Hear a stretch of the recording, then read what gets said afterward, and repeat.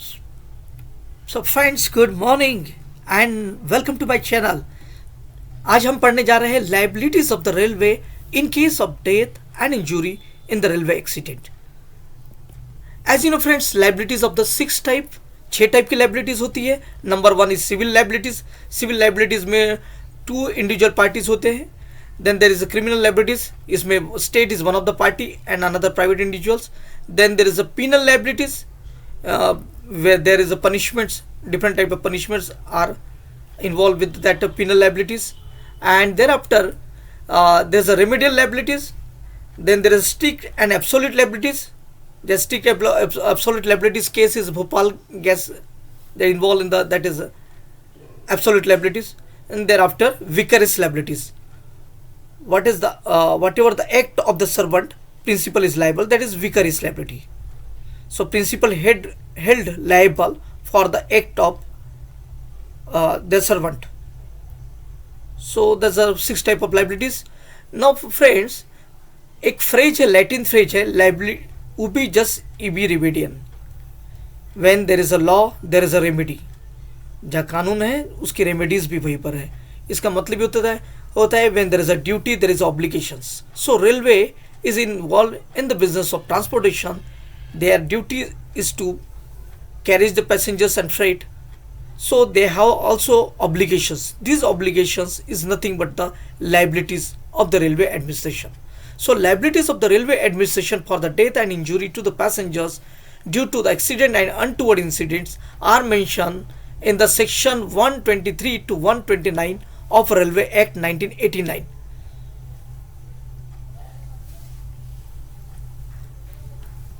So now we deals with section 123 to 129 step by step.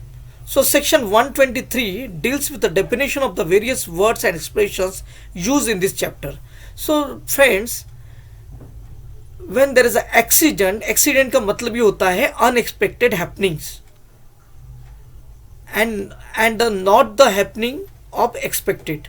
So इसमें 3 ही चीज़ें होती है. When there is a collision between the trains, one of them being a passenger carrying train और another goods हो सकता है, derailment हो सकता है और other accident of the train और any part of the train carrying passengers which endangers to the safety of the passengers और their baggages. So section 123 is majorly deals with the only definition and expressions. So now come to the section 124. Section 124 provides extent of liability of railway administration in case of death and injury to the passengers or damage to his goods in the accident. So friends, हमें देखना है कि section 124 के तहत compensation in case of death है 8 लाख रुपया, लेकिन इसके अलावा भी एक्स रेशिया अमाउंट्स मिलता है जो कि एक्सीडेंट विक्टिम्स को है.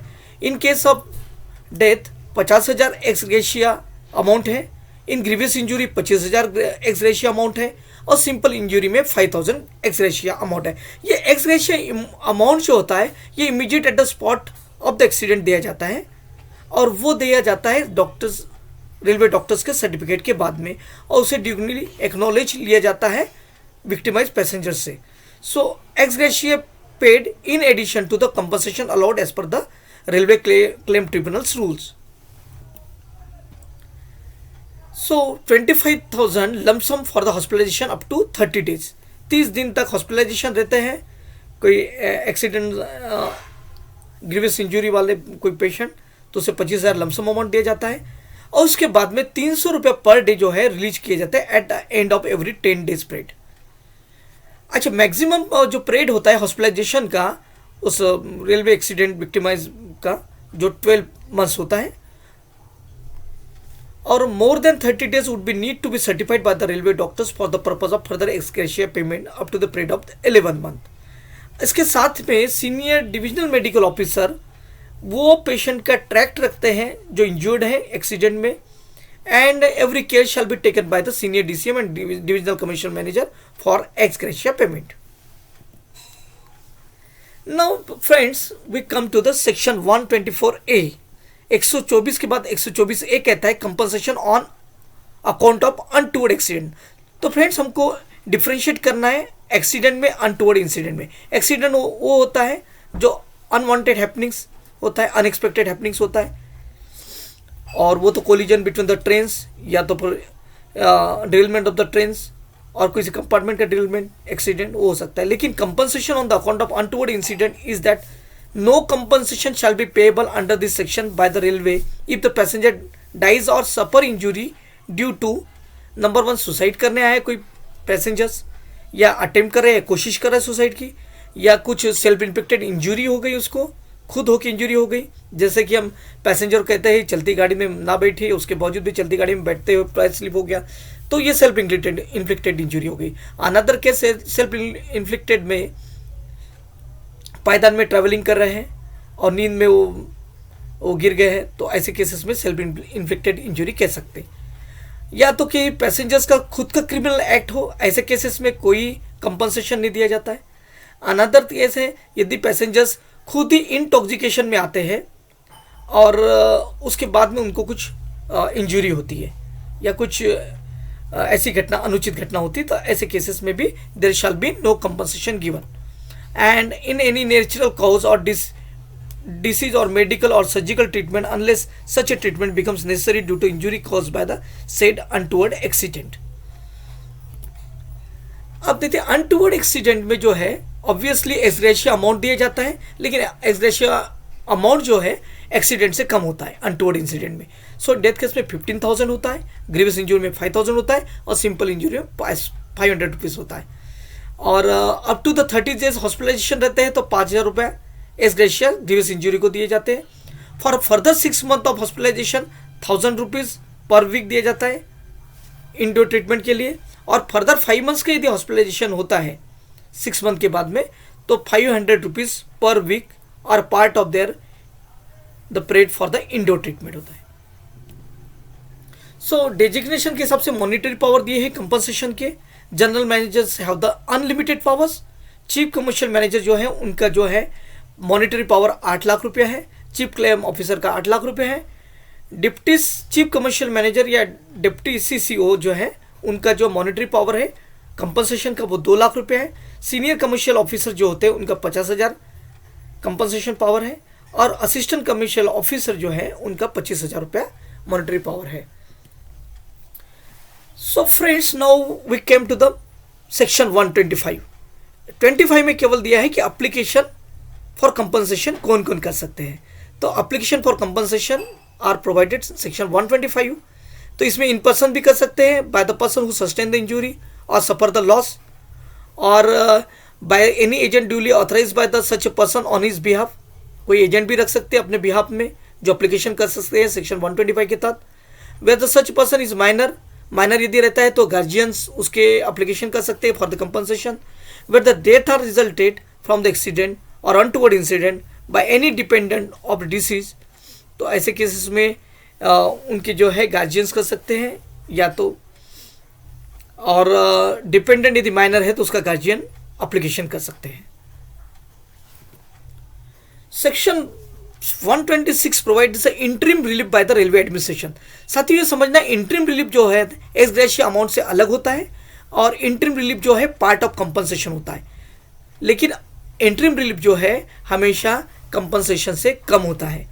So may apply to railway administration which may pay interim relief as per the case which may not be more than the amount of compensation payable by railway claim tribunals after taking into the account of the interim relief. So ये railway claim tribunal decide करते हैं। Section 126 interim relief railway claim tribunal करते हैं और ये x gratia amount के अलग होता है। So friends, we come to the section 127 which provides that determination of the compensation in respect of any injury or loss of good। तो determination कौन करता है? Subject to such a rule as may be made, the rate of compensation payable in respect of any injury shall be determined by the railway claim tribunals। Determination of compensation railway claim tribunal करता है। ये Cauchy judicial authority है। इसमें एक members जो है technical members होते हैं, एक जुडिशियल मेंबर्स होते हैं। और रेलवे क्लेम ट्रिब्यूनल्स के अगेंस्ट में पैसेंजर्स जो है अपील के लिए हाईकोर्ट जा सकते हैं। The compensation payable in respect of any loss of goods shall be such as the claim tribunal may having regards to the circumstances of the case determined to be reasonable. Reasonable जो रहेगा वो compensation दिया जाएगा So now come to the section 128. Section 128 of Railway Act 1989 provides that saving as to certain rights. Certain rights को protect किया गया है. Section 124 के तहत एक्सीडेंट केसेस में जो कंपनसेशन देते हैं वो वर्कमैन कंपनसेशन से अलग रहेगा. वर्कमैन कंपनसेशन एक्ट जो है 1923 का है और वो अलग रहेगा और ये रेलवे और एक्सीडेंट का क्लेम अलग रहेगा. इसे साथ में जोड़ के नहीं देखा जा सकता. अनदर थिंग इज दैट एक कंपनसेशन एक ही बार दिया जाएगा. एक एक्सीडेंट में, एक ही एक्सीडेंट में 2 बार कंपनसेशन नहीं मिलेगा. और अनदर जो है क्लॉज 2 में सेक्शन 128 में एक सेविंग राइट्स है कि जो कंपनसेशन मिलता है इंजरी में या लॉस में वो इंश्योरेंस पॉलिसी से अलग रहेगा. सो सेक्शन 128 के बाद हम आते हैं सेक्शन 129 की तरफ. Section 129 powers to make the rules in respect of the matter in the chapter.